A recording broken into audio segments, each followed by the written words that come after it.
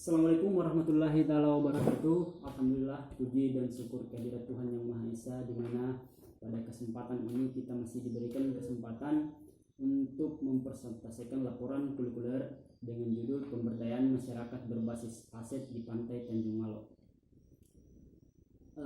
Baik, adapun persentase laporan kulikuler yang akan saya presentasikan pada kesempatan ini, yang pertama itu pendahuluan, kemudian tinjauan pustaka, kemudian metodologi dan hasil pembahasan, kemudian yang terakhir itu adalah penutup.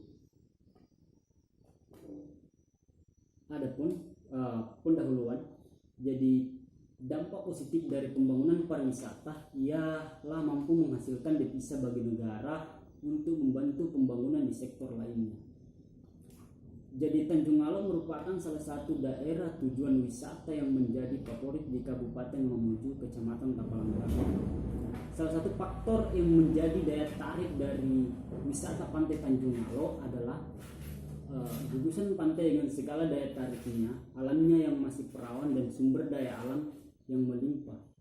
Dengan garis pantai sepanjang kurang lebih 5 km, pembangunan pariwisata di wilayah pantai atau pesisir Tanjung Malo menjadi sangat potensial.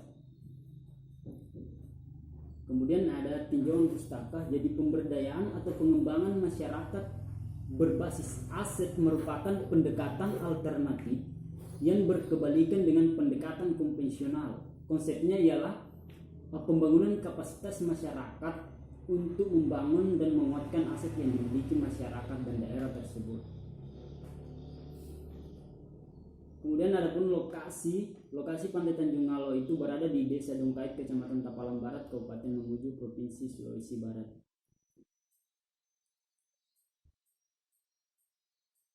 Kemudian kita masuk pada metodologi. Di sini saya akan membahas dua metodologi. Yang pertama itu metode variabel pemberdayaan masyarakat, kemudian metode variabel aset Pantai Tanjung Malo. Jadi metode variabel pemberdayaan masyarakat merupakan metode mendorong keterlibatan masyarakat dalam proses pengembangan Pantai Tanjung Malo sebagai daya tarik wisata di Desa Dongkait.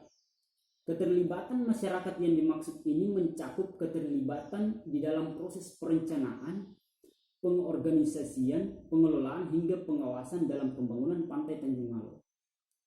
Kemudian poin kedua itu metode variabel aset Pantai Tanjung Malo. Metode ini adalah memanfaatkan sumber daya yang dimiliki, baik sumber daya alam, sumber daya manusia, maupun secara kelembagaan masyarakat yang dilibatkan secara langsung maupun tidak langsung dalam pembangunan pariwisata Pantai Tanjung Malo tersebut. Kemudian ada skema kerja ide atau gagasan. Yang pertama itu observasi. Kita harus memiliki data awal untuk menentukan ide atau gagasan apa yang kita tuangkan dalam pembangunan pariwisata tersebut. Kemudian yang kedua itu analisis data. Data yang kita dapatkan dari hasil observasi dan wawancara, kemudian kita deskripsikan sedemikian rupa sehingga dapat memberikan gambaran atau model pemberdayaan yang berbasis aset dalam pembangunan Pantai Tanjung Malo. Kemudian yang ketiga itu penyajian hasil analisis data. Penyajian dalam bentuk tabel-tabel atau bagan untuk penyajian secara informal dari hasil analisis data tersebut. Kemudian saya akan masuk pada hasil dan pembahasan. Yang pertama yang akan saya bahas adalah potensi daya tarik wisata yang dimiliki di Pantai Tanjung Malo. Yang pertama di sini ialah gugusan pantai pasir putih yang bisa dinikmati sepanjang garis pantai, membuat mata para wisatawan semakin termanjakan. Kemudian yang kedua itu pemandangan bawah air yang berupa terumbu karang yang dihuni berbagai macam ikan. Bagi wisatawan penggemar aktivis snorkeling, Pantai Tanjung Malo dapat menjadi salah satu spot snorkeling di wilayah Mamuju pada umumnya. Kemudian yang kedua itu adalah potensi daya tarik budaya. Yang pertama itu Tanjung Malo ini dijadikan masyarakat sebagai lahan pekerjaan dengan mencari kerang, mencari ikan, lalu diperjualbelikan untuk menambah penghasilan keluarga. Kemudian yang kedua itu, di sepanjang pesisir pantai Tanjung Ngalo sudah terjejer bangunan-bangunan yang dibuat masyarakat untuk menambah daya tarik dan juga sebagai tempat istirahat para wisatawan yang berkunjung ke Tanjung Ngalo. Kemudian yang ketiga itu, dari potensi daya tarik budaya, kesenian-kesenian yang sering ditampilkan di pantai Tanjung Ngalo. Yang pertama itu kesenian pencaksilat Kuajang Ngalo. Masyarakat sering menampilkan kesenian pencaksilat Kuajang Ngalo ini untuk menambah daya tarik dari wisatawan sekaligus tetap melestarikan budaya leluhur yang dimiliki di Desa Dungkait. Yang kedua itu adalah ada yang dinamakan tari gandi-gandi.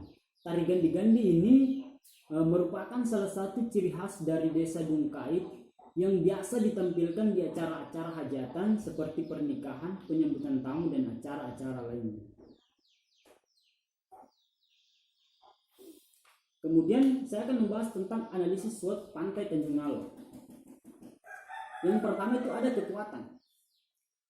Jadi kekuatan dari Pantai Tanjung Ngalo itu memiliki gugusan pantai dengan pasir putih, sumber daya alam yang melimpah, keindahan hutan bakau, serta memiliki keindahan bawah laut yang sangat mempesona.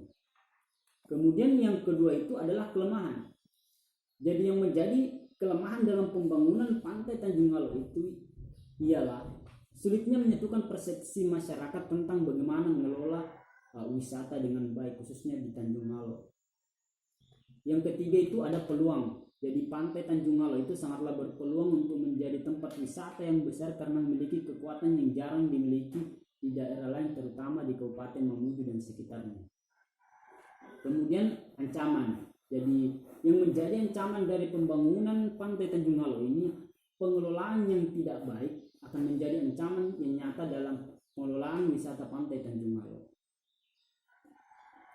Jadi saya masuk pada penerapan konsep.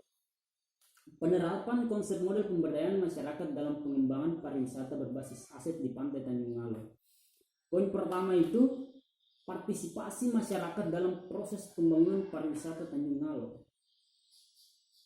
Melibatkan kelompok-kelompok masyarakat di sekitar Pantai Tanjung Ngalo dalam proses perencanaan, pembangunan, dan pengelolaan pantai sebagai tujuan wisata. Kemudian memaksimalkan peran elemen masyarakat lokal dalam pengelolaan Pantai Tanjung Ngalo tersebut.